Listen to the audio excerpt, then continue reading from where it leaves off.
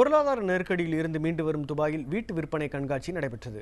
துபாயின் பல்வேறு முன்னணி நிறுவனங்களும் இதில் பங்கேற்றுள்ளன. இது பற்றி ஒரு செய்தி தொகுப்பு. வளைகுடா பகுதிகளின் மிகப்பெரிய சொத்து விற்பனை கண்காட்சிகளுள் ஒன்றான சிட்டிஸ்கேப் குளோபல் சொத்து கண்காட்சி துபாயின் உலக வர்த்தக மையத்தில் தொடங்கி நடைபெற்று வருகிறது. பொருளாதார நெருக்கடி காரணமாக சில ஆண்டுகள் முடக்கி வைக்கப்பட்டிருந்த சில திட்டங்களை பல முன்னணி நிறுவனங்கள் மீண்டும் தொடங்கியுள்ளதாக இந்த கண்காட்சியின் போது அறிவித்துள்ளன.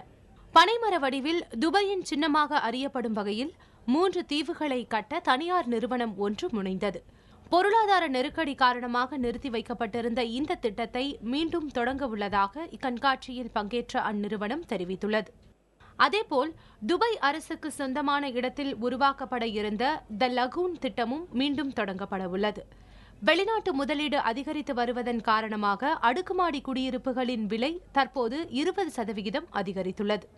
சமீப காலமாக துபாயில் வளர்ச்சி பெற்று வரும் ரியல் எஸ்டேட் வியாபாரத்தில் துபாய் மற்றும் உலகின் பல முன்னணி ரியல் எஸ்டேட் நிறுவனங்கள் பொருளாதார நெருக்கடியின் காரணமாக முடங்கி போன தங்களது பழைய திட்டங்களையும் அதே சமயம் இன்றைய பொருளாதார சூழ்நிலைக்கு ஏற்ப பல புதிய திட்டங்களையும் நிறுவ இந்த சிட்டிஸ்கேப் ப்ராப்பர்ட்டி கண்காட்சி ஒரு தளமாக அமைந்துள்ளது. இதன் மூலம் மீண்டும் துபாய் ரியல் எஸ்டேட் வியாபாரத்தில் தனது பழைய அத்தியாயத்தை எட்டி பிடிக்கும் என்றும் எதிர்பார்க்கப்படுகிறது. புதிய தலைமுறைக்காக துபாயிலிருந்து நிவேதிதா.